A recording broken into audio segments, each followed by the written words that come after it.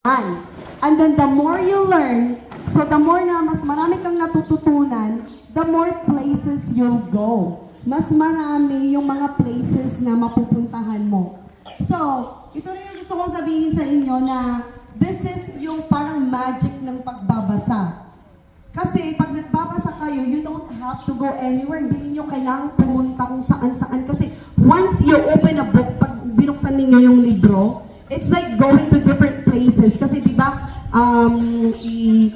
i-describe doon. So let's say nagbabasa kayo ng libro about Mexico, di ba? That's another country. Tapos i-explain niya doon, i-describe niya kung anong tsura ng country, yung pagkain, ganyan, mga tao. So it's like you are traveling na rin, di ba? So kayo habang mga bata pa kayo, kasi syempre, mga bata pa kayo, hindi pa naman kayo yung talagang nag-travel talaga, di ba? What you can do right now as young kids ay magbasa ng magbasa, dagdagan ninyo yung mga kaalaman ninyo para someday, kapag meron na kayong mga opportunities na pumunta sa mga iba't ibang lugar, marami na kayong mga knowledge about those places. Kumbaga, ngayon habang bata pa kayo, ito yung opportunity ninyo para mag-aral ng mag-aral at matuto ng matuto.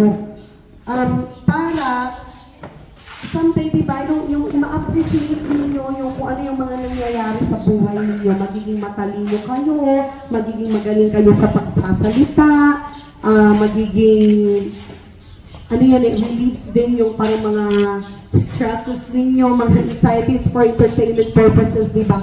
Nung isang araw, merong nagsabi, tinanong ko kung ano yung importansya ng pagbabasa. Kung sabi ng bata na, para daw makatulong daw sa mga magulang. Sabi ko, oh my goodness, nagbabasa ka lang, nakatulong ka na sa magulang, ha?